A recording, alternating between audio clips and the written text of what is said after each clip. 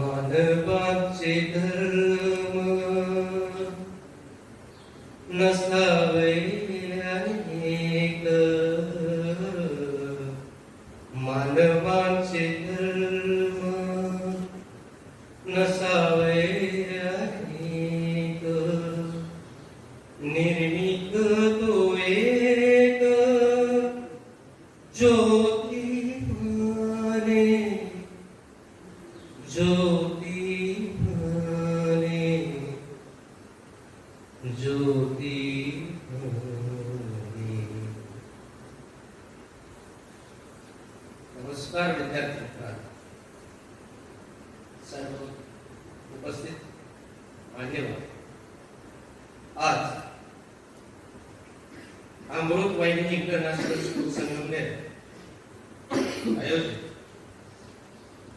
Doctor APJ Abdul Kalam यांच्या जयंतीनिमित्त delightful reading म्हणजे वाचनाने माणूस समृद्ध होतो असा एक मराठीत आपण विषय या ठिकाणी समजून घेणार आहोत. वाचनाने समाज निर्माण होतो, वाचनाने राष्ट्र निर्माण होतो, वाचनाने माणूस सुसंस्कृत होतो. तत्पूर्वी सहकारातून समृद्धीकडे नुसतंच शेतकरी आणि कामगार यांच्यासाठी नाही, तर आपल्या सर्वांना उच्च शिक्षणाची कवाड दारं ज्याने उघडी करून दिली, म्हणून तुम्ही आम्ही आज इथे आहोत, ते स्वर्गीय सहकारवर्षी बाळासाहेब थोरात यांना मी अभिवादन करतो. त्यांच्याच पावलावर पाऊल ठेवून महाराष्ट्र रचनात्मक काम आणि पुरोगामी विचार सतत देणारे आपल्या सर्वांचे मार्गदर्शक नेते आपले महसूलमंत्री सन्माननीय बाळासाहेब थोरात, एक सर्जन, सामाजिक, सांस्कृतिक, राजकीय सर्जन, आपल्या सर्वांचे लहान थोरांचे सन्माननीय नेते आमदार डॉक्टर सुधीर काळे यांना आपण सर्वच प्रणाम करू आणि आपल्या विषयाकडे बोलू. वाचनानं मॅडमने सांगितलं, आपण थोडस डिटेल जाऊया. वाचन म्हणजे फक्त पुस्तकी वाचन किंवा अभ्यास असा संकुचित अर्थ या ठिकाणी न घेता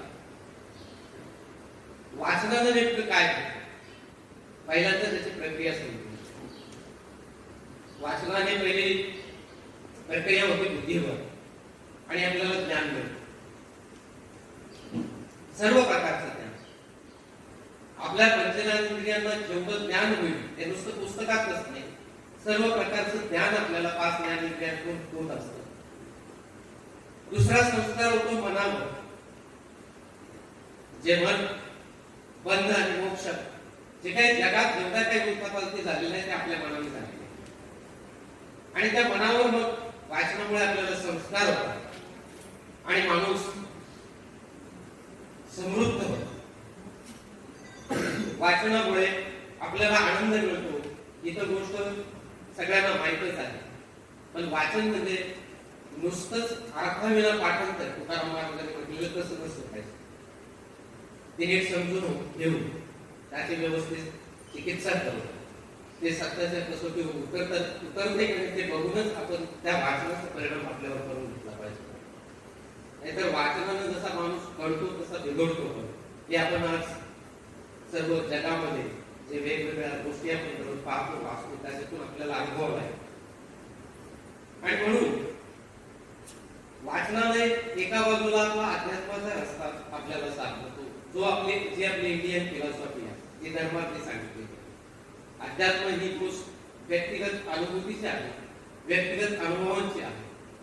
वाचनाने आपल्याला विज्ञान मिळतं, विज्ञान मात्र सर्वांना अनुभूती देणार आहे. एक शोध लागला तर तो सर्वांच्या उपयोगाचा असतो आणि म्हणून आपण प्रत्येक गोष्ट आताच्या युगात आग्रह करतो की ही गोष्ट आपल्याला अलौकिक अप्रत्यक्ष समजून न घेता प्रत्यक्ष आणि विज्ञानिक समजली पाहिजे. जसं भौतिक गरजा आपल्याला शरीराचं पोषण करतात, सगळ्या भौतिक गरजा आपल्या ज्ञानेंद्रियांना जे पोषण मिळतं तसं बुद्धीला, मनाला आणि आस्वाद्य आत्म्याला पोषण करणारं हे वाचन असतं. कठीणातल्या कठीण रस्त्यांची उकल करून देणारं वाचन असतं. कठीणातला कठीण प्रसंग जीवनावर आला त्यावेळेस वाचन आपल्या बरोबर असेल तर आपल्याला ते साथ करतं, आपल्याला धीर देतं. अनेक पिढ्यांचा ठेवा आहे. एका लेखकाने एखादं पुस्तक लिहून ठेवलं तर त्या अनेक पिढ्या एका पिढीकडून दुसऱ्या पिढीकडे, दुसऱ्या पिढीकडून तिसऱ्या पिढीकडे जात राहतात. संशोधन शास्त्रज्ञांनी केलेला एक शोध दुसऱ्या पिढीला उपयोगी होतो, तिसऱ्या पिढीला उपयोगी होतो.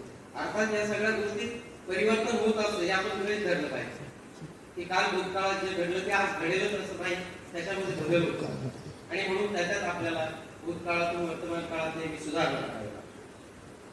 आणि म्हणून हजारो वर्षाचा ठेवा या वाचनामध्ये साठवून ठेवलेला तो आपल्या श्रीमंतीचा स्रोत आहे, ज्ञानाच्या श्रीमंतीचा स्रोत आहे. आणि खास तर वाचनाला दुसरं नावच नाही, ज्ञानाला दुसरं नावच नाही. कुठल्याही क्षेत्रात तुम्हाला करिअर करायचं असेल, कुठल्याही क्षेत्रामध्ये तुम्हाला कौशल्य मिळवायचं असेल तर तुम्हाला असते ज्ञानाची गरज.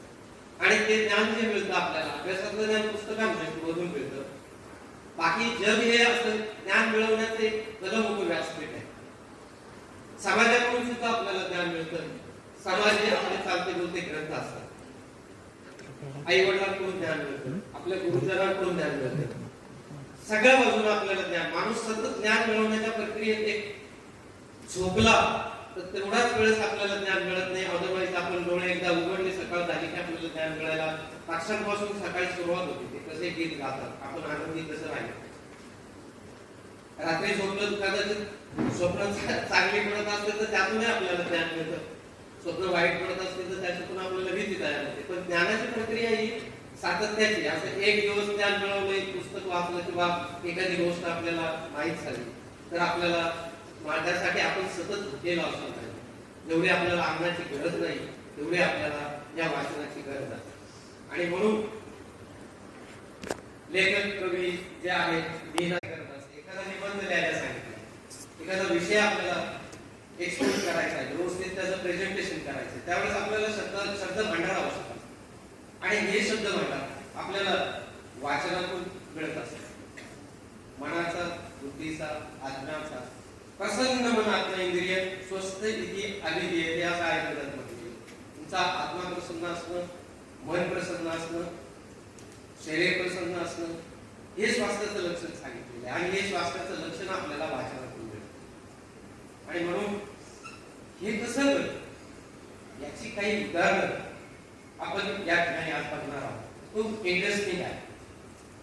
ज्यांचा आपण स्मृती दिन साजरा करतो ते भारताचे माजी राष्ट्रपती, जगविख्यात scientist doctor APJ Abdul Kalam.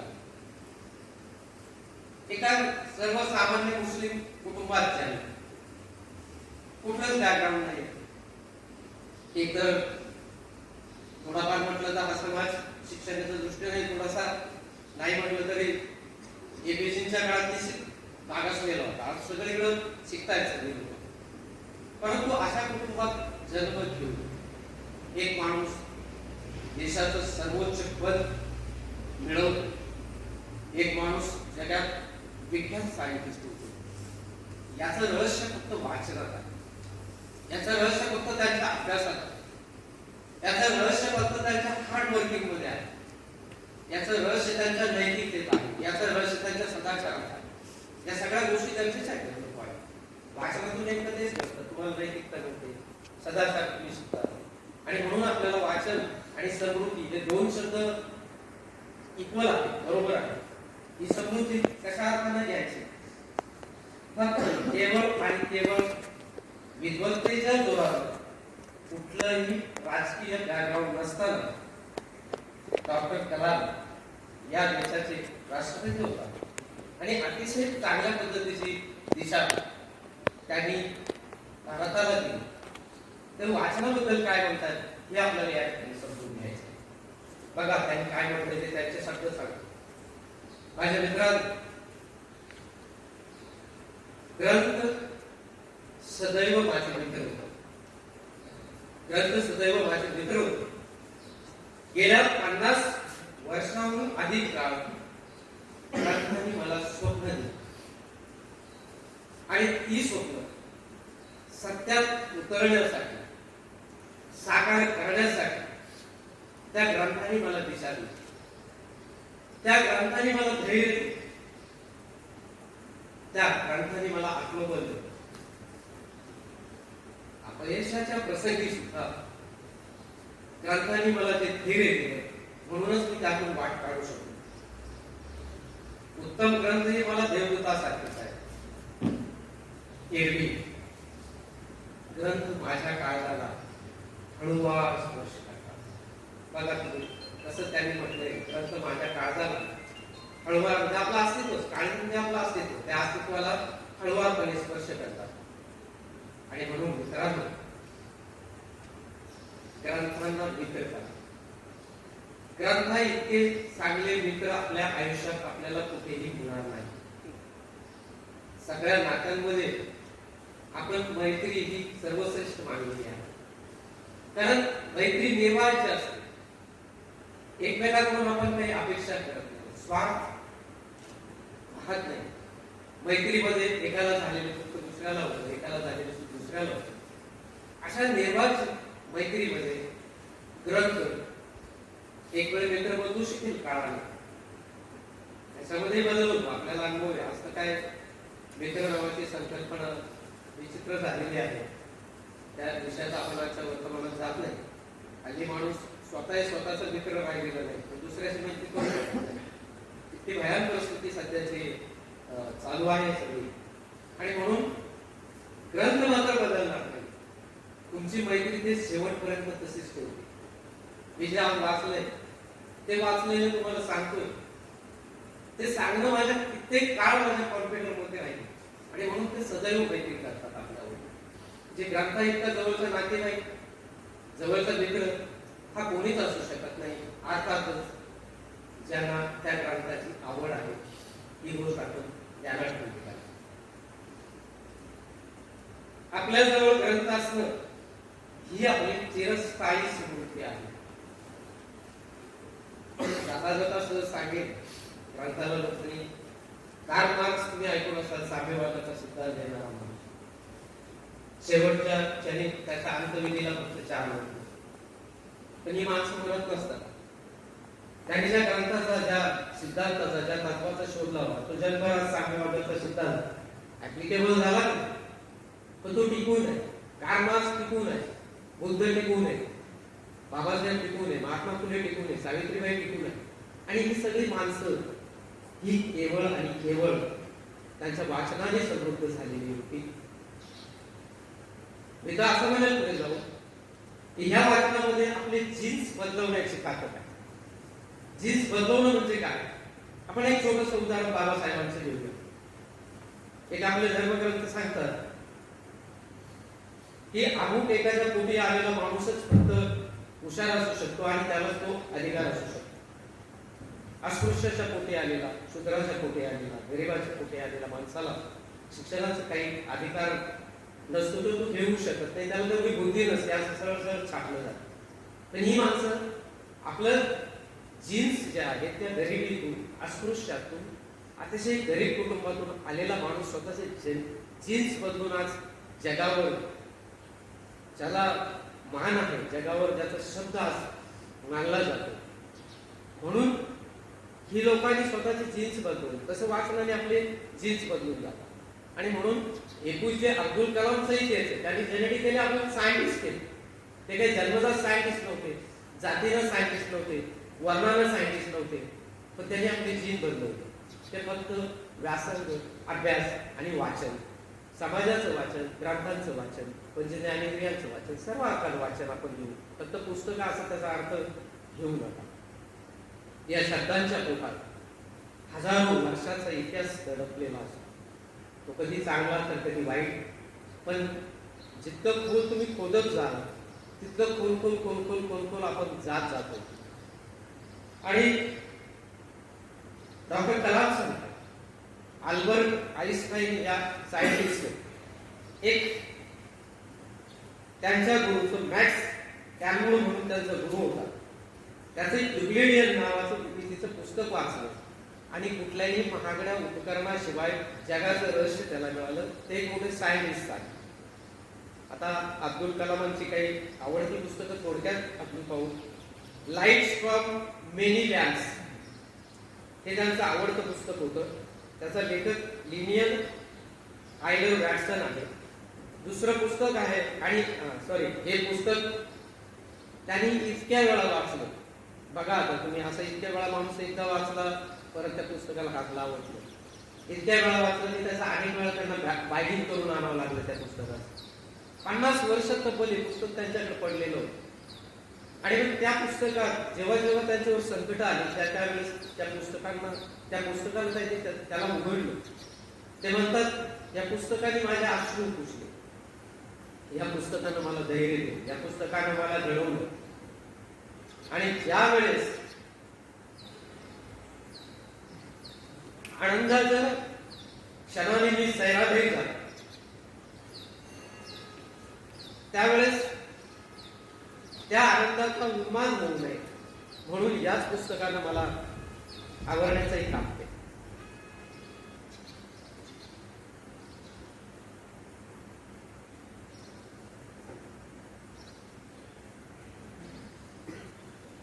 त्याचं एक पुस्तक Man on the Unknown, doctor Alexis Carrel, ज्यांना डॉक्टर व्हायचंय त्यांनी हे पुस्तक विद्यार्थ्यांनी वाचलं पाहिजे. आणि मग मानवी जीवनाचं रहस्य करेल. शरीर किती गुंतागुंतीचं आहे. नुसतंच शरीर नाही, पण शरीराबरोबर मन आणि मनावरचे संस्कार हे सगळं माणसाला घडवत असतं. आणि म्हणून या पुस्तकाचा एक चांगला उपयोग होतो.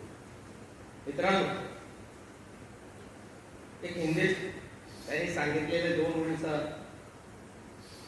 शेर तुम्हाला सांगतो.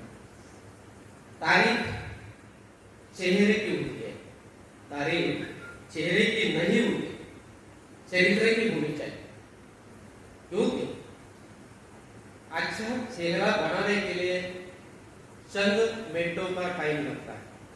अच्छा चेहरा बनाने के लिए चंद मिनटों का टाइम लगता है, लेकिन अच्छा जीवन, अच्छा चरित्र बनाने के लिए पूरी जिंदगी बीत जाती है.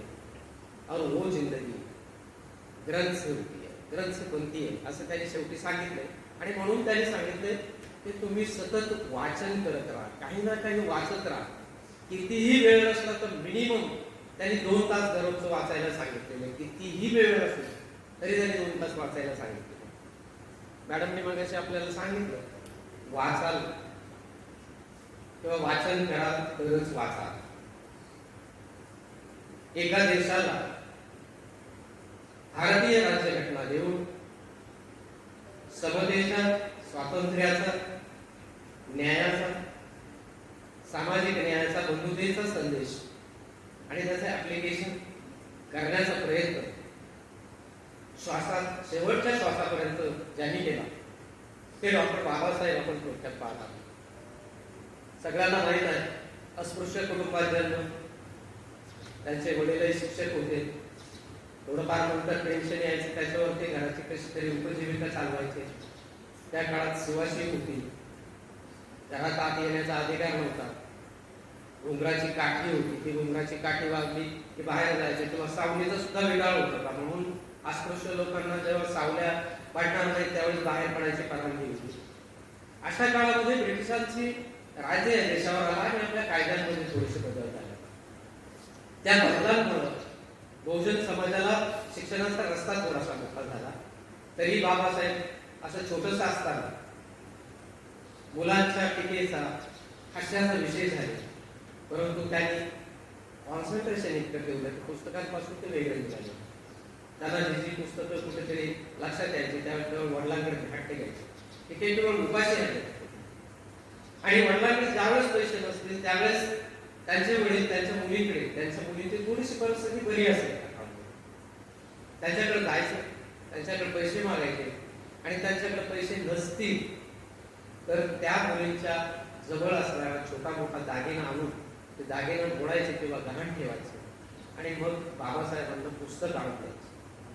बाबासाहेब त्यामुळे म्हणतात मला घडवलं ते कुणीच नाही, माझ्या वडिलांनी घडवलं. जे आई वडिलांसाठी सुद्धा ही भूमिका किती महत्वाची आहे ती तुम्ही जाणून घ्या. घरात एक वेळ संध्याकाळी छटाक करून धान्य नसेल तर चालेल, पण पुस्तक असलं पाहिजे. आणि म्हणून बाबासाहेब या देशाची राज्यघटना लिहू शकले. त्यांना लहानपणी बक्षीस म्हणून केळुस्कर गुरुजी होते. त्या केळुस्कर गुरुजींनी बुद्धाचा ग्रंथ छोटं पुस्तक त्यांना वाचायला दिलं आणि ते पुस्तक या देशाचं अस्पृश्यांचं पूर्ण आमूलाग्र जीवन बदलण्यात त्या पुस्तकाचा उपयोग झाला आंबेडकरांच्या जीवनात. तुम्हाला माहिती आहे त्यांनी नवबौद्ध धर्माची स्थापना केली. हिंदू धर्मामध्ये ज्यावेळेस सगळा प्रयत्न करूनही ज्यावेळेस कुठे स्थान मिळेल, त्यांना दर्जा मिळाला, त्यांचे अधिकार मिळाले, अस्पृश्यता नष्ट होईल, त्यावेळेस त्यांना नाविलाजानं हा धर्म सोडून बौद्ध धर्माचा प्रवास करावा लागला. आणि म्हणून डॉक्टर बाबासाहेब आंबेडकरांचं चरित्र हे ज्यावेळेस तुम्ही वाचाल त्यावेळेस डोळ्यात पाणी येते. काय केलं असेल? 28,000 ग्रंथांची लायब्ररी होती, 28-30,000 ग्रंथांची लायब्ररी. आणि त्या लायब्ररीसाठी स्वतः 4x4 खोलीत पुस्तकांसाठी पहिल्यांदा घर बांधलं, राजगृह नाव दिलं. त्यांच्या आयुष्यातला सगळ्यात मोठा दुःखी क्षण त्यांनी सांगितलेला आहे. अनेक डिग्र्या घेतल्या, समाजशास्त्रीय, अर्थशास्त्रीय, बॅरिस्टर, सगळ्या डिग्र्या घेतल्या. त्या फक्त पुस्तकांत वाचनामुळे. ते ज्यावेळेस परदेशातून आले त्यावेळेस तिथली पुस्तकं घेऊन ते भारताच्या मोठीमध्ये त्यांनी पुस्तकं टाकली, ती रोग बुडाली. त्यांची परदेशातली सगळी वाचनाची पुस्तकं बुडून गेली. बाबासाहेब जास्त सांगत असाच एक त्यांच्या जीवनातला किस्सा, एक पुस्तक कुणीतरी वाचायला घेऊन गेलं आणि ते पुस्तक त्याच्याकडून हरवलं किंवा गाळ झालं. बाबासाहेबांचं त्याही वेळ डोळ्यात पाणी आलं, कारण ते पुस्तक मिळवण्यासाठी त्यांना पूर्ण महाराष्ट्र तपासावं लागला आणि मग त्यांनी ते 2 महिन्याच्या अथक प्रयत्नानंतर ते पुस्तक मिळवलं. त्यामुळे बऱ्याच वेळा माझ्यासारखाही माणूस माझं पुस्तक देताना 10 वेळा विचार करतो का रे आपल्याला लागणार, आपण हे दिलं आणि याने हरवलं किंवा याच्याकडून वाचन व्यवस्थित झालं नाही, काही फाडलं कुठलं. तर पुस्तकांची समृद्धी जीवाच्या पलीकडे बाबासाहेबांनी जपली. आणि म्हणून आपला जो मुख्य विषय आहे त्यांची जी ज्ञानाची समृद्धी आहे ती जगाच्या पातळीवर स्टॉकला आहे. घरात काही नव्हतं, जातानाही काही नव्हतं, येतानाही काही नव्हतं, मध्यंतरी काही नव्हतं, परंतु ज्ञानाची समृद्धी इतकी मोठी आहे की आणायचं नाव घेतलं की आपलं शिर आपण नतमस्तक होतो. असे हे बाबासाहेब. आता तिसरा एक महात्मा तुम्हाला सांगतो. तिसरा महात्मा ज्याला जगाचा फकीर म्हटलं जायचं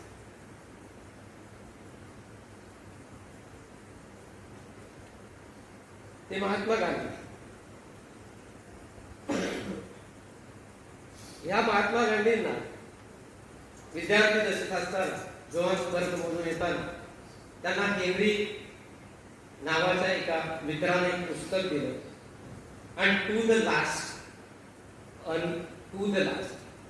याचा लेखक होता जॉन रस्किन. या जॉन रस्किनला श्रीमंतांचा भयंकर, भांडवलशाहीचा भयंकर राग यायचा.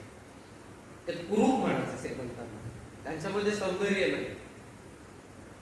माणसाला जे सौंदर्य आहे, सौंदर्याचा काटाळ्याचं सौंदर्य नाही, समृद्धीचं सौंदर्य म्हणून, ज्ञानाचं सौंदर्य म्हणून, समृद्धीचं सौंदर्य म्हणून. आणि म्हणून गांधीने हे पुस्तक वाचलं. रस्किन म्हणायचे एका बाजूला भरजरी वस्त्रात सोन्या चांदीच्या अंगठ्या घालणारे लोक मिरवतात आणि दुसऱ्या बाजूला मात्र बहुतेक समाज अर्धनग्न अवस्थेत. आणि म्हणून गांधीजींनी वस्त्र सोडण्याचा या पुस्तकाचा परिणाम झाला.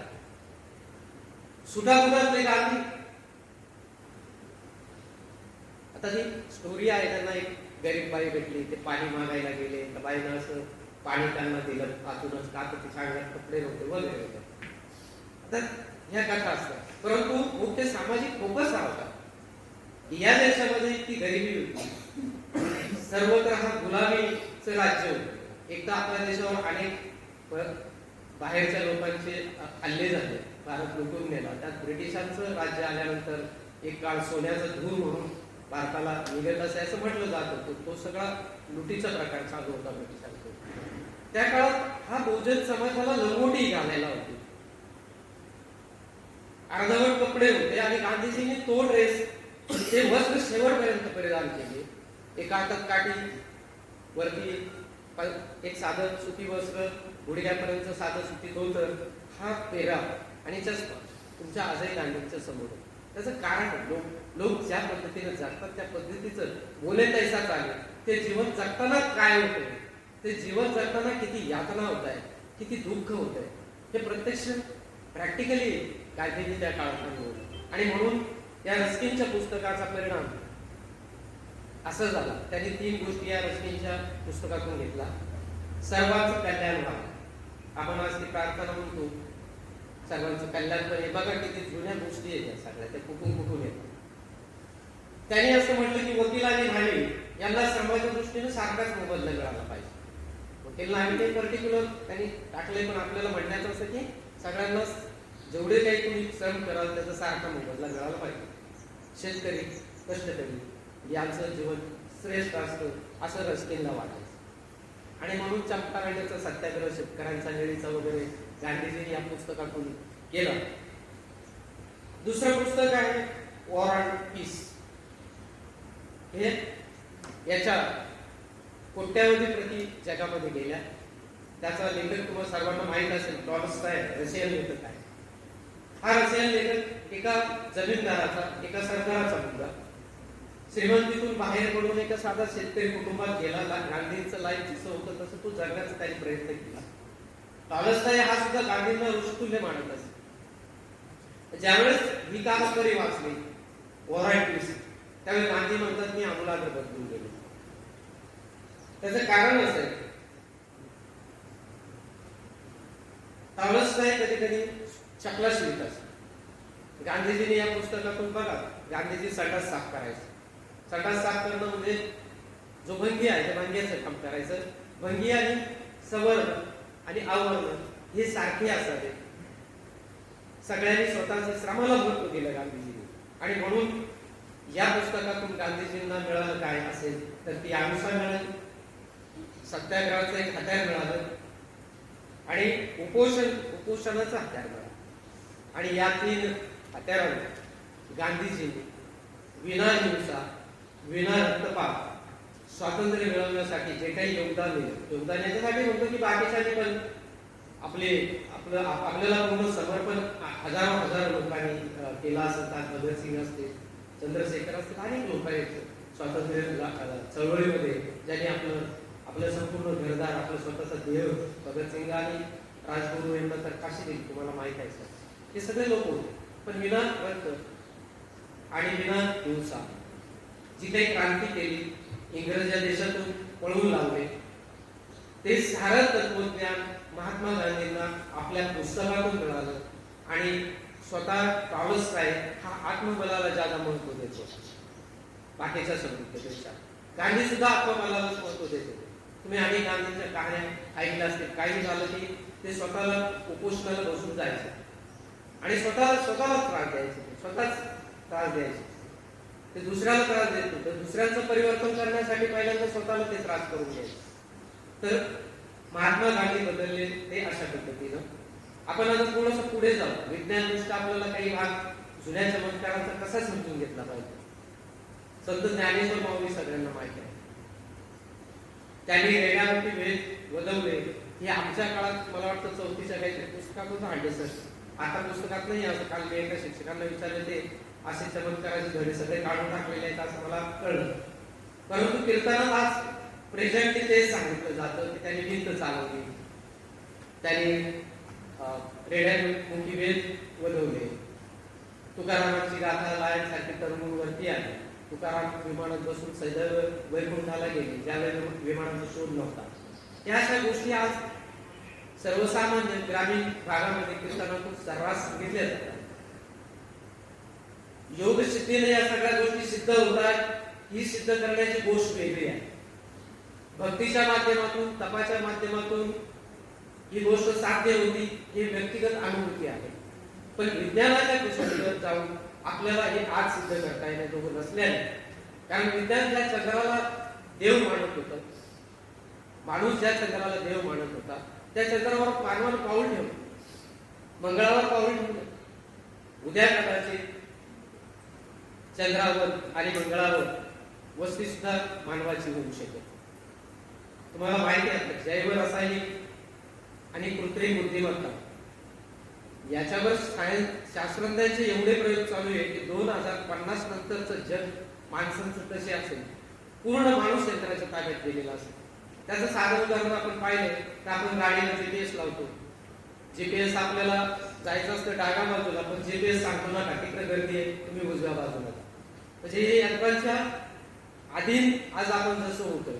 भविष्य काळामध्ये तुमच्या मनात काय चाललंय, तुम्ही मतदान कोणाला करणार आहात, हे सुद्धा ते यंत्र किंवा तो रोबो कळवणार आहे.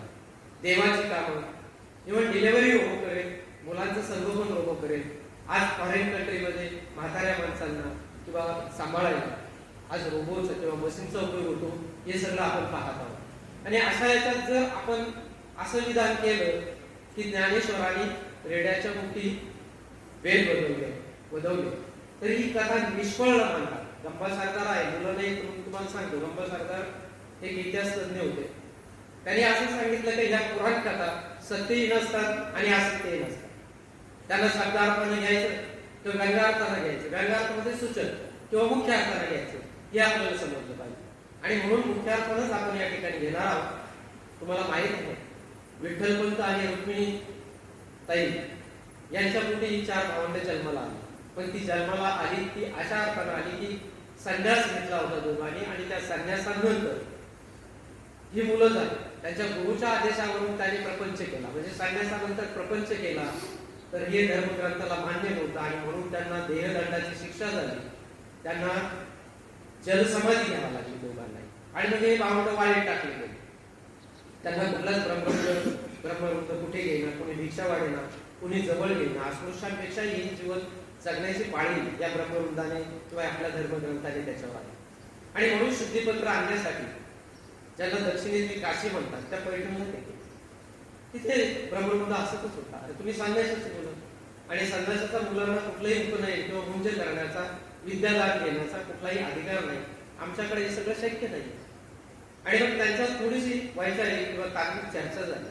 त्या चर्चेचा आपण सारांश इथे फक्त सांगतो. ती चर्चा तुम्हाला संपूर्ण सांगत नाही, कारण नाही तुम्ही इथे कोणीच थांबणार नाही असं तर त्यांनी ज्ञानेश्वरांनी असं सांगितलं, कोण उच्च आणि कोण नीच. सगळे तर सारखे, सगळ्या चराचरात तर ब्रह्म भरले, सगळ्या चराचरात तर ईश्वर आहे. पण ते आपलं तत्व विशुद्ध किंवा अशुद्ध कसं होईल, ते चैतन्य अशुद्ध कसं होईल. सगळ्यांमध्ये एकच जीव आहे. एका जीवाला झालेलं दुःख दुसऱ्या जीवाला होईल. सगळा हाशल झाला सगळ्या ब्रह्मवृंदाचा. म्हणजे तू तेवढासा छोटासा आहे आणि तू आम्हाला तत्वज्ञान शिकवतो. ठीक आहे, पण तुझं आपण खरं म्हणून समोर त्यावेळेस एक पकार किंवा रेडा जात होता. त्या रेड्यावाल्याला त्यांनी थांबवलं, सांगितलं या रेड्याला तू बोलायला लावू शकशील. ज्ञानेश्वर हो म्हणाले, पण त्यांनी सांगितलं की माणसावर संस्कार झालेले असतात म्हणून माणूस बोलतो. मी भाषेत करू शकतो केवळ पुस्तकं वाचणार देतात म्हणून मला थोडंसं बोलता येतं. फार नाही बोलतो, थोडंसं बोलता येतं. आणि म्हणून पशुपेक्षाही हीन जीवन ज्यावेळेस चातुर्वर्ण निर्माण झाला, 4 वर्णांच्या वेळेस निर्माण झाला, तर खूप मोठा विषय तो आज आपण या ठिकाणी येणार नाही. आपण फक्त वाचनापुरतं माहिती बोलणार आहोत आणि वाचनाने पशु सुद्धा बोलू लागतो. ही कथा म्हणून आपण ज्ञानेश्वरांची कथा या ठिकाणी आज करतो. तर त्यांनी त्या रेड्याला त्याच्या मस्तकावर हात ठेवला आणि रेडा ऋग्वेदातील पहिली ऋचा बोलायला. सगळीकडे म्हणजे चमत्कार आहे, ब्रह्मवृंद त्याच्या पायाशी पडला. पण मग आज असं घडेल का किंवा घडू शकेल का, त्याचा पुढे जाऊन आपल्याला अर्थ शोधला पाहिजे. हजारो वर्ष, तुम्ही कमीत कमी 2500 वर्ष बहुजन समाजाला विद्यादान करण्याचा किंवा विद्या देण्याचा आणि घेण्याचा सुद्धा अधिकार नाही. त्यांनी फक्त कमवलेलं धन वरिष्ठांना द्यायचं आणि एक नोकर, एक गुलाब म्हणून सतत राहायचं, त्याला कुठलाही कसलाही अधिकार. आणि वाचनानं माणूस अंधारातून प्रकाशाकडे येतो, वाचनानं माणूस समृद्ध होतो. म्हणून ज्ञानेश्वरांनी वेद म्हणजे ज्ञान, ते वेद वाचायचा अधिकार भले ना काढले, म्हणून त्यांनी संस्कृतातली गीता जी आहे भगवान श्रीकृष्णाची, ती प्राकृतात आणली, मराठीत आणली, जी मराठी सर्वसामान्य माणसाला कळू शकते. आणि मग माणूस ते वाचायला शिकला, मग माणूस बोलायला शिकला, मग माणूस लिहायला शिकला. त्या काळात सांगतो मी, आज स्कूल आहे आपल्याकडे. आणि अशा अर्थाने ज्ञानेश्वरांनी भिंत चालवली, म्हणजे निर्जीव माणसाला सुद्धा ज्ञान दिलं तर काय होऊ शकतं, तो कधी होऊ शकतो. एक काल्पनिक आपण थोडा वेळ धरू, किंवा पशु सुद्धा बोलू शकतो, तर माणूस का नाही बोलू शकतो. आणि म्हणून ज्ञान आणि वाचन माणसाला, पशु बोलतोय तर माणूस का बोलणार नाही, ती भाषा ज्ञानेश्वरांनी त्या काळात दिली. आणि सगळ्यात मोठी ज्ञानेश्वर माऊलींची क्रांती ही आहे. वेगवेगळ्या कल्पित कथा, चमत्काराच्या कोणात संतांमध्ये त्यांना घेऊन बसून आपल्या माथ्यावर वेगवेगळ्या प्रकारचे आज कीर्तन, प्रवचन होतात आणि त्याच्यावर आपण आंधळेपणानं सगळ्या गोष्टी स्वीकारतो. चालवले सगळं यौगिक सिद्धी आहे आणि चालवले असेल, आपण ते मान्य करू. आपल्याकडे ती यौगिक सिद्धी आज सिद्ध करण्यासाठी काही नाही, उपकरण नाही, कुठलं विज्ञानाचं सायन्स नाही की आपण ते मीटर लावून लगेच आपल्याला या सगळ्या गोष्टी समजतात. म्हणून आपण त्यातला अर्थ ज्ञानेश्वराच्या पूर्ण गतीतून आपल्याला समजेल. रेडा जर वेदांचे मंत्रोच्चार म्हणतो, तर माणूस ज्ञानाने किती समृद्ध होत असेल, कसा होत असेल. आणि म्हणून विश्वाच्या शांतीसाठी, विश्वाच्या समृद्धीसाठी, विश्वाच्या समतेसाठी ज्ञानेश्वरांनी वसायदान मागितलं. सगळ्या जगाचं कल्याण, सगळं जग सुखी हो, सगळं जग शांत हो, ही त्यांची वसायदानाची कल्पना आहे. आता तुकारामाने तर शब्दांच्या बाबतीत फार सुंदर मांडणी केलेली आहे, वाचनाच्या बाबतीत फार सुंदर मांडणी केलेली आहे, की तुम्हाला एका ठिकाणी उपयोगी खरे थोडस बारकाईने आहे. ते म्हणतात, आम्हा घरी धन शब्दांचीच रत्ने, आम्हा घरी धन शब्दांचीच रत्ने, शब्दांचीच शस्त्रे यज्ञ हो. शब्दच आमच्या जीवाचे जीवन, शब्दे वाटू धन जनलोका. शब्द हेच धन आणि त्याने लोकांना वाटून देऊ शिकण्याचा अधिकार सगळ्यांना देतो. तुका म्हणे पहा, शब्द हाची देव, शब्दाची गौरव पूजा करे. आता या शब्दाला तुकारामाने यज्ञ म्हटलंय, शस्त्र म्हटलंय, धन म्हटलंय, संपत्ती म्हटलंय, देव म्हटलंय. आणि म्हणून आपण तो विचार केला पाहिजे. आपलं मुलगा एखाद्या वेळेस वाचतोय आणि आपण त्यावेळेस कुठेतरी प्रार्थना करतोय आणि त्याला सांगतोय मनात वाच, मोठ्याने वाचू नको. तुकाराम महाराजांनी शब्दाचा देव म्हटलं, देव दुसरं तिसरं काय नाही. आणि म्हणून तुकाराम महाराजांनी आपल्या भक्ती आंदोलनातून त्या काळामध्ये गुलाम झालेल्या व्यवस्थेत विरुद्ध संघर्ष केला. त्यांना आज फक्त काळ होते म्हणून बोललं गेलं जाणीवपूर्वक, कारण कुठलंही ज्ञान लोकांपर्यंत पोहोचलं की समाज क्रांती करतो, ही मोठी शोकांतिका आहे. आणि म्हणून प्रस्थापित जेवढी काही लोक आहेत ज्ञानाने, धनाने, सत्तेने, तेवढी लोक ज्ञानी माणसाला नेहमी आदर करतात किंवा घाबरतात. दोन गोष्टी असतात. आणि म्हणून त्या काळात तुम्हाला माहित असेल, निजामशाही, कुतुबशाही, मोगल या सर्वांनी एकतर आपला पुरता समाज जर्जर केलेला होता. थोडंफार पिकलं जायचं तर ते कडेच्या कडे लुटून नेले जायचे, उभ्या पिठात घोडे घातले जायचे. आणि ही बाह्य व्यवस्थेनं दिलेला त्रास आणि आपल्याकडे चातुर व्यवस्थेनं दिलेला त्रास, चातुर व्यवस्थेमध्ये एक वरिष्ठ वर्गाशिवाय दुसऱ्या कुठल्याही वर्गाला काहीही करण्याचा अधिकार नव्हता. आंबेडकरांना मंदिर प्रवेश नाही दिला, त्यांनी सत्याग्रह केला, सगळं झालं, नाही दिला प्रवेश. आणि म्हणून या व्यवस्थेनं, दोन्ही व्यवस्थेनं पेडलेल्या समाजात तुकाराम महाराजांनी, तुकाराम महाराज व्यतीत जायचे. ते म्हणाले, बुडते हे जल देखवेना डोळा, म्हणून कळवळा येत असे.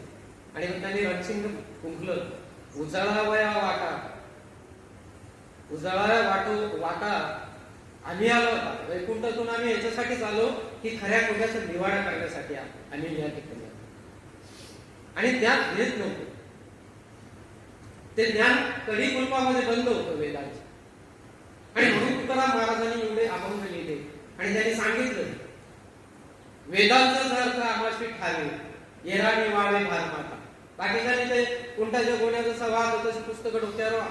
ज्ञान खरं आमच्या जवळ आहे, बहुजन समाजाजवळ आहे ज्ञान. एक चांभार मोर बनवतो, कृषी क्रांती होते आणि लोक आहेत ते काम करतात, म्हणून हा देश चाललेला आहे. तेच खऱ्या अर्थानं या देशाचे शास्त्रज्ञ आहेत, सर्व काही आहे. आणि म्हणून तुकाराम महाराजांनी या सगळ्यांविरुद्ध रणशिंग फुंकल्यामुळे पुढे तुम्हाला जाऊन माहीत असेल की ज्यावेळेस सामाजिक प्रबोधन होतं, लोक उठाव व्हायला सुरुवात होतात, त्यावेळेस असं सायन्स, असं वाचन, त्या पुस्तकावर बंदी घातली जाते. आजही नाही काय पुस्तकावर बंदी घातली जाते. एखादं पुस्तक कळबळजनक असतं किंवा मारून टाकलं जातं, गोळ्या घातल्या जातात. आज आपले गोविंदराव पानसरेपर्यंत तीच अवस्था आहे. सगळ्यांनी शूट केलं, डॉक्टर कागवलकर मारून टाकले, गौरी लंकेश मारून टाकले. तर जो म्हणून शब्दांमध्ये किती ताकद आहे आपल्याला महत्वाचं ते सांगायचं.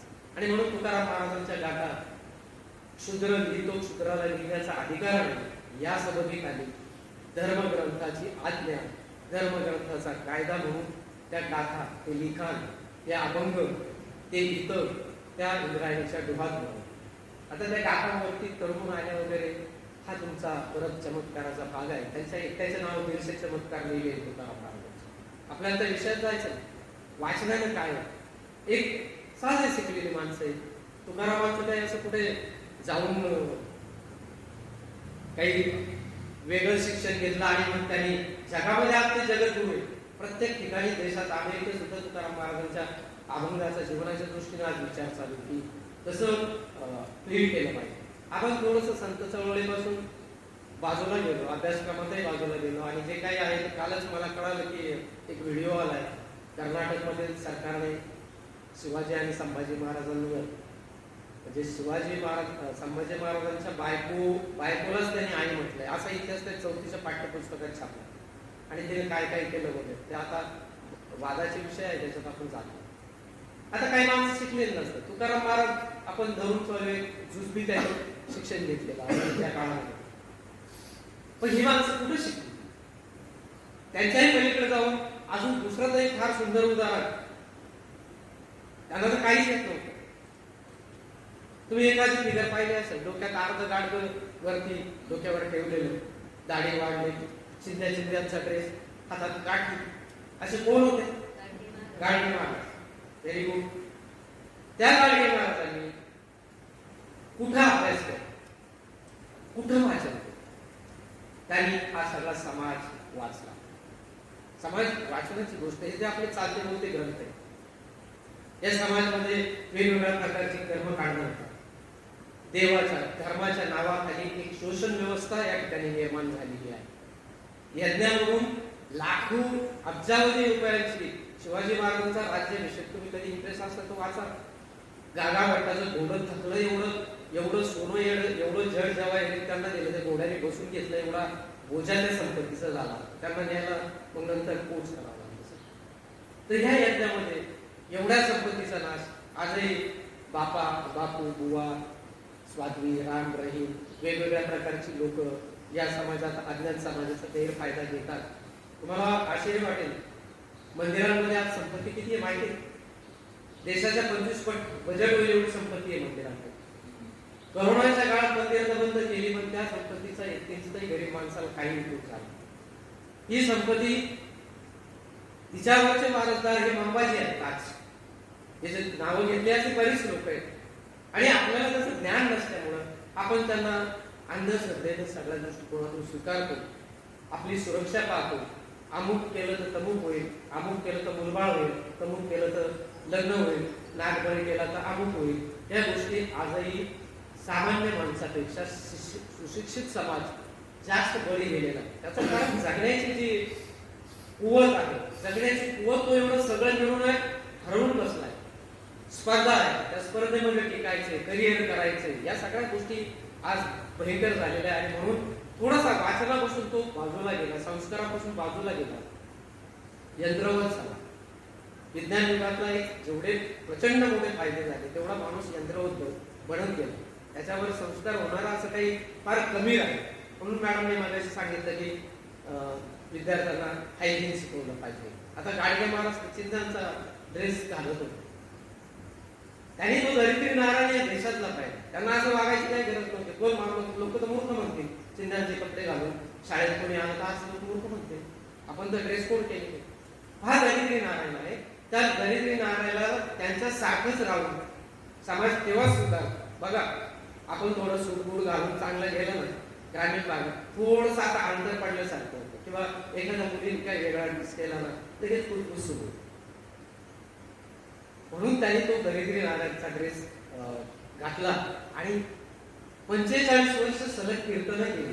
ती कीर्तनं फार सुंदर आहे, तुम्ही वाचा. ती मी आज सांगत नाहीये. त्यांची फक्त एक अंधश्रद्धेवरची कथा या ठिकाणी मी बोलणार आहे. आणि मग त्यांचं वाचन कुठे झालं याचाही आपण अभ्यास करणार आहे.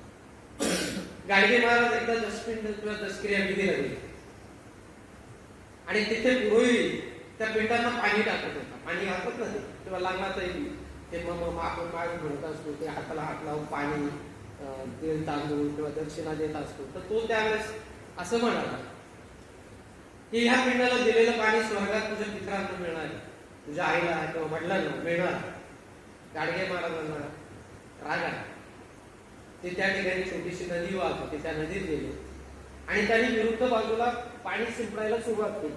पाणी शिंपडत होते. 4-2 सायन्सवरती माणसं गेले. ते बाबा का वेळ लागले का बाबाला, बाबा काय करू राहिले. त्यांनी विचारलं, महाराज तुम्ही काय करताय. त्यावेळेस हे महाराज प्रसिद्ध झालेले असतील कदाचित या कथेच्या. ते म्हणजे मराठवाड्यात खूप दुष्काळ पडला आणि त्याच्यामुळे मी मराठवाड्याला पाणी देतो. काय बोलता महाराज, असं पुढे होईल का. हे कसं शक्य आहे, इथून शिंपडलेलं पाणी मराठवाड्यात जाईल. ते म्हणाले पुरोहिताचं पाणी स्वर्गात जात आहे, तर माझं पाणी मराठवाड्यात कसं काय जाणार. ही सगळी दुकान बंद करावी. मला सगळ्यात टॉपचं जर कुणी फाडाफाड केला असेल तर महात्मा फुले आणि गांधी महाराज या सगळ्या गोष्टींचं ते कधीतरी वाचलं पाहिजे. स्वतःसाठी वाचायचं, जगाचं जाऊ दे आणि आपल्याला कुठं मांडणी करायची नाही, आपल्याला आजच्या जगाबरोबर चालायचं. तर असे गाडगे महाराज यांना अक्षर ओळख नव्हती. तुकारामांना ते गुरु मानले. विशेषतः तुकारामांचे अभंग घेऊन या कर्मकांडाविरुद्ध, अंधश्रद्धेविरुद्ध, अज्ञानाविरुद्ध, दारिद्र्याविरुद्ध त्यांनी आपल्या जीवनाचा एक संघर्ष केला.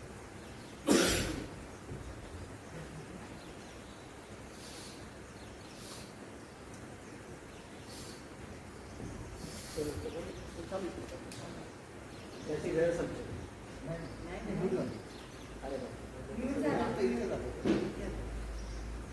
तर गाडगे महाराजांना समाजाचा अभ्यास केला. समाजाने चालते बोलते ग्रंथ आहेत आपण म्हटले, त्या समाजाच्या सुखदुःखांचा अभ्यास केला. तो समाज अज्ञानात, अंधश्रद्धेत, कर्मकांडात, पुरोहितांच्या शोषण व्यवस्थेत कसा अडकलेला आहे त्याचा अभ्यास केला. आणि त्या अभ्यासानुसार स्वतःची कीर्तन रचली.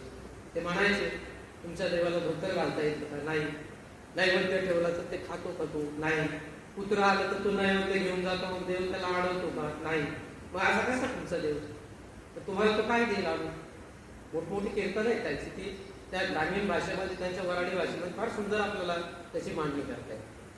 आता या सगळ्यांचा आपण अभ्यास केला. ही सगळी माणसं जगामध्ये अनेक माणसं आहेत.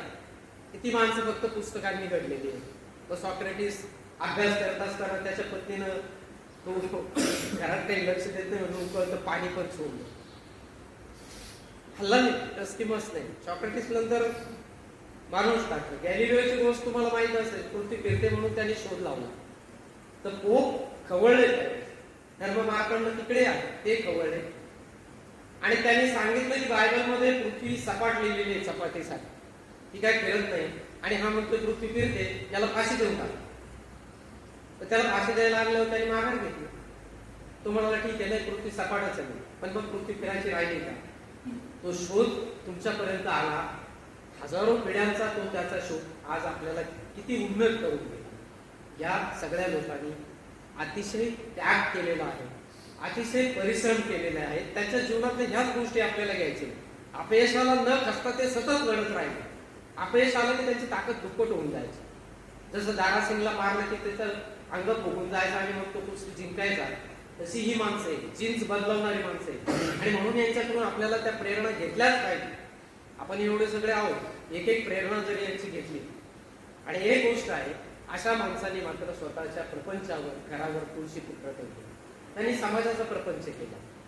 पुस्तकांनी त्यांना हे शिकवलं की तुमच्या सुखदुःखापेक्षा समाजाचे सुखदुःख महत्वाचे आहेत. ती पहिल्यांदा रिपेअर करा. तुम्ही बदलला तर बदलाल, पण तीही रिपेअर करा. आणि म्हणून आपण सतत वाचनाला वेळ दिला पाहिजे. या वाचनाला वेळ देताना डॉक्टर आंबेडकरांनी जे सांगितलं, शिका, संघटित व्हा, संघर्ष करा, खूप मोठे वाक्य.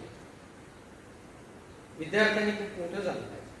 पण ते मोठं होताना आपल्या मातीची, आपल्या आईवडिलांची नाळ टाकत नाही. आपले यशवंतराव चव्हाण उत्कृष्ट साहित्यिक आणि गर्दी माणूस, वाचनाचा प्रचंड वाचन आणि सुसंस्कृत राजकारण. जेव्हा देशाचे संरक्षण मंत्री झाले तेव्हा त्यांनी भाषण केलं की महाराष्ट्राकडे माझं सतत लक्ष असेल. आपण म्हणतो घारा हिंडते आकाशी, तिचं चित्त पेलाभाशी. तसं मी जरी संरक्षण मंत्री झालो देशाचा, तरी माझं लक्ष मात्र तुमच्याकडे असणार. आणि हे ते पटवून देताना पुढची कथा सांगायची की एका राजानं एका शेतकऱ्याच्या मुलाला काही चांगली नोकरी देण्याचं कबूल केलं. तो मुलगा जायला तयार नाही. तर त्या राजाने त्याला घोडेस्वार पाठवले. ते घोडेस्वाराने त्याला सांगितलं तू घोड्यावर बैस, राजाने तुला बोलवून गेलं. तो मुलगा घोड्यावर उलटा बसला आणि ते घोडं तसंच राजवाड्यात गेलं. त्याचं तोंड मात्र त्याच्या गावाकडे होतं. राजा म्हणणार वेळ पडतं नाही ना मुलगा, असं उलट कोणी घोड्यावर बसत असतं आजपर्यंत कोणी पाहिलेलं नाही. पण त्याला त्याने विचारलं तुला नोकरीसाठी बोलवलंय, तू अशा प्रकारचा उद्योग आरंभलायस, असा उद्योग करतो का उलटा बसला ते सांग. पण त्याने फार सुंदर उत्तर दिलं,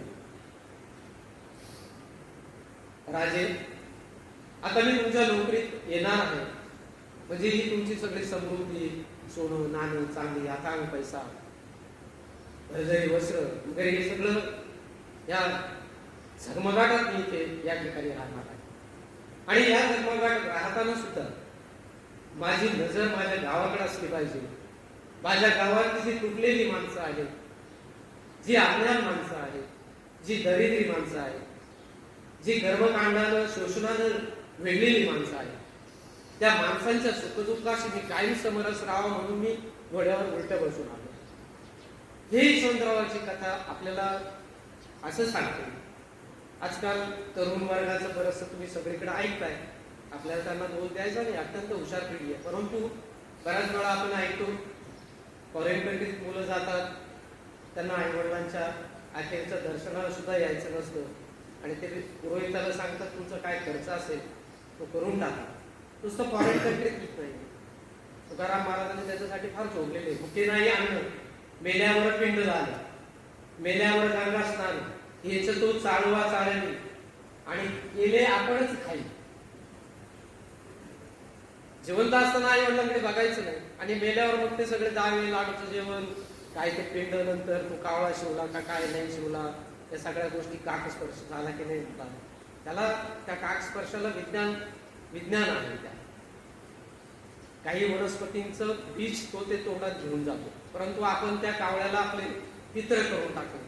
तुकाराम महाराजांनी स्पष्ट विचारलंय तुमच्या आई बाप कावळे आहेत का, त्यांच्यासाठी तुम्ही पिंड घडता. आजही हे बोलता येत नाही, आजही या सगळ्या गोष्टी आपल्याला करता येत नाही.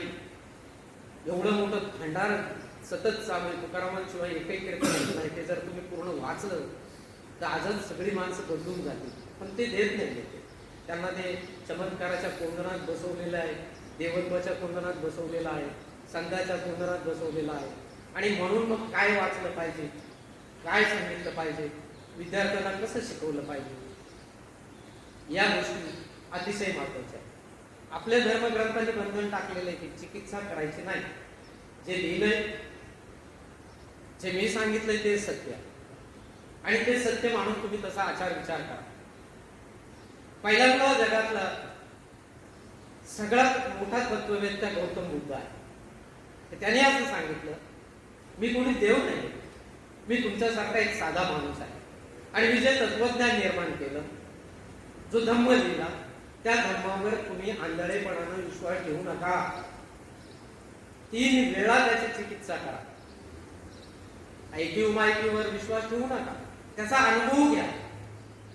चिकित्सा करून त्याचा अनुभव घ्या. आणि मगच त्या धम्माला तुम्हाला वाटलं तर तुम्ही तो स्वीकारा. अदरवाईज जग हे परिवर्तनशील आहे. जे आपण सनातन वगैरे सतत शब्द तुमच्या कानावर येतात, हे बदलतच नाही. पण आपण नंतर एका तासानंतर लगेच बदलणार आहोत. परिवर्तन ही निसर्गाचं नियम. निसर्गात सूर्य उगवतो, मध्याही येतो, मावळतो, झाडं फुलतात, फळतात, पडतात. सगळं परिवर्तन ही प्रक्रिया सतत चालू आहे. ते बुद्धाने फक्त सांगितलं. ज्या गौतम बुद्धाला आपल्याला समजलंच नाही, सगळ्यांना कधी वाचन आपलं नाही, की तो एक शेतकऱ्याचा मुलगा होता. आणि त्या शेतकऱ्याच्या मुलानं आज जगाच्या 3/4 लोकांनी बौद्ध धर्म स्वीकारलेला आहे, कारण विज्ञाननिष्ठ आहे. तो आंधळेपणानं काही करायला सांगत नाही. आणि म्हणून वाचताना आपल्याला फार खबरदारी घेतली पाहिजे. अभ्यासक्रमाचं जाऊ द्या, अभ्यासक्रमाचं एक तसंच आहे, ज्यांच्या हातात आज सगळ्या गोष्टी आहेत. आम्हाला एक धडा होता, महिलांसाठी सांगतो, थोडंसं 1-2 मिनिटं माझं संपवतो. बाळाला दूध पी आणि अभ्यासाला बस. तुम्हाला नव्हतं तो जाऊ. आणि चिमणे उठ, खराटा घे आणि शेणकूर घे. लिंगभेदाला इथून सुरुवात होते, तुमच्या शिक्षणातून सुरुवात होते. आणि तुम्ही जर म्हणून स्मृती वाचली, तुम्ही जर वेद वाचले, तर जिच्या पूर्वी जन्म घेऊन जिला अपवित्र आणि अमंगल म्हटलं जातं, अशी स्त्रीला शूद्र कसं ठरवतं? तो एक वाचनाचा मोठा विषय. फक्त गार्गी आणि मैत्रिय यांची नावं सांगून तुम्हाला बोलवलं होतं. आपल्याला इंदिरा गांधींपर्यंत फार मोठी लिंक आहे. आणि म्हणून वाचताना आपल्याला त्याचं वाचनाने माणूस जसं घडतो तसं बिघडतो.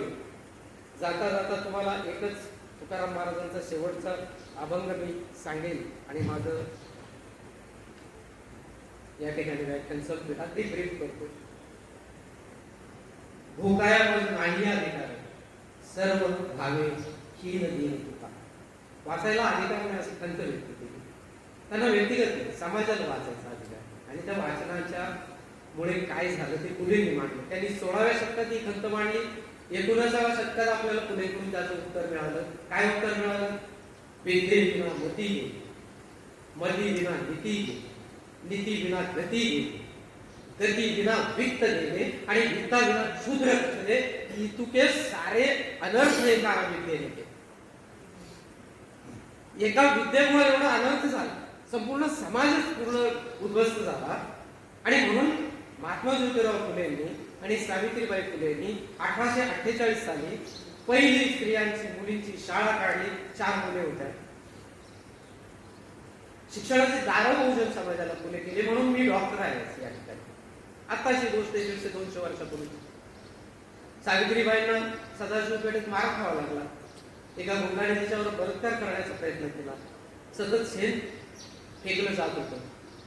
आज आम्ही बऱ्याच वेळा वडाची सावित्री सुद्धा ग्रेटच होती. ती काय त्याच्या सावित्रीला तुम्ही चमत्काराच्या याच्यात कोंदवलंय, पण एका नवऱ्याला स्त्रीप्रधान संस्कृतीचं एक प्रतीक आहे. आपण त्याचा अभ्यास नाही करत, कारण आपल्याला ते शिकवलंच जात नाही. पण या सावित्रीचा आपण साधा शिक्षक दिन सुद्धा असतो आपण साजरा करत नाही. वेळ आला तर सरांचा आणि मॅडमचा ठरलेले मी सावित्रीबाईंचा सवताचा शो करतो, तो आपल्या स्कूलला कधीतरी कळणाऱ्या माणसांसमोर करेल.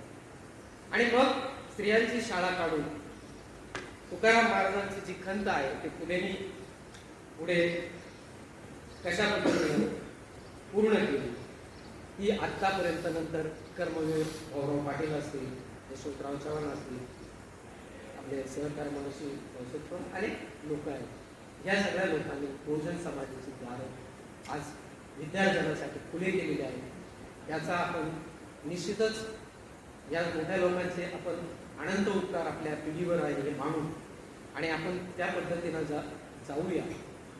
असाध्य ते करीसी साध्य, तुका म्हणे कारण अभ्यास. कोणतीही गोष्ट, असाध्य गोष्ट साध्य करता येते, पण त्याच्यासाठी वारंवार अभ्यास म्हणजे वारंवार ती प्रक्रिया आपली करायला पाहिजे. आणि म्हणून गौतम बुद्धाने आपल्याला एक वेगळा धर्म दिला. आपण या सगळ्या महात्म्यांचं अवलोकन करू, त्यांच्या प्रेरणा घेऊ, इतिहासातून आपण चांगल्या गोष्टी घेऊ. वाचनातून काय घेतलं पाहिजे एवढंच फक्त शेवटचं सांगतो मी. चारबाग जो बृहस्पती आहे, जो लोकायचं दर्शन करावं, त्याचा बायकोचा आणि त्याचं नेहमीच वागायचं. ती हजारो व्रत वैकल्य करायची. आता तुम्हाला 9 दिवसाचे उपवास सगळ्यांना असणार आणि चारबाग हे सगळं नाकारणारा होता, प्रत्यक्षवादी होता. तो अलौकिक मानत नव्हता. उपवास केला तर नवऱ्याला स्वर्ग मिळेल, बायकोला अंक मिळेल, देवी प्रसन्न होईल, घरात मुलाबाळांना वगैरे वगैरे जे काय आपल्या जे पूर्वपार हजारो पिढ्या आपल्या इंजेक्शन जे देत आलेत लोक, ते इंजेक्शन आपल्या रक्तात पूर्ण भिनलेले आहे. आणि म्हणून चारबाग सगळं समाज सुधारायला निघाला, घरात त्याची बायको त्याचं काही ऐकत नसेल. मग तो तिला एकदा फिरायला घेऊन गेला, वेशीपाशी आला, तिथे त्यांना काही पंजे दिसले असे प्राण्यांचे. तर अनेक लोकांनी सांगितलं हे पाऊल असे जे आहेत त्याचा अर्थ इथे लांडगे येते किंवा बाग येते. सगळ्यांनी सांगितलं, अनेक लोकांनी सांगितलं. चारबागाकडे त्याच्या बायकोला विचारलं तुझं काय मत आहे? ते म्हणे नाही, वाघाचे पंजे नाही, तुमचे पंजे. म्हणजे कसं काय माझे पंजे तू कसं काय ओळखलं? ते म्हणे मी प्रत्यक्ष अनुभव घेतो, तुम्हाला पाहिले प्रत्यक्ष. आणि मग चारबागाने सांगितलं हजारो लोक काय सांगतात याच्यापेक्षा तुम्ही प्रत्यक्ष अनुभव काय घेतलेला आहे, तुम्ही प्रत्यक्ष डोळ्यांनी काय पाहिलं आहे, प्रत्यक्ष कानाने काय ऐकलेलं आहे त्याचा स्वीकार करा. आणि चांगलं चांगलं घेताना शेतकरी जसा पीक आणतो आणि हरळ काढून टाकतो. एखादा ग्रंथ वेगळ्या पद्धतीने लिहिला असेल, अँटी लिहिला असेल, आपल्या विचारांचा अँटी असेल, समाजाचा अँटी असेल, पण त्यातले हरळ काढून टाका, त्यातलं तण जे आहे ते काढून टाका आणि चांगलं तुमचा पदरी घ्या, निश्चित तुमचा उद्धार होईल. या ठिकाणी आदरणीय मॅडम, शेट्टी मॅडम, विशेषतः खांडेसर माझ्याकडे आले. तुम्ही एवढ्या लोकांनी इतकं बोजड रसहीन भाषण शांतताने तुम्ही ऐकलं, याबद्दल तुम्हा सर्वांचा मी ऋणी राहील. कारण तुमच्यामुळे मला बरंचसं ज्ञान या ठिकाणी मिळालेलं आहे, अनुभव मिळालेला आहे. म्हणून परत एकदा तुमच्या सर्वांच्या ऋणात राहतो आणि माझं लाभलेलं भाषण संपवतो. धन्यवाद. जय जय महाराज, जय महाराज.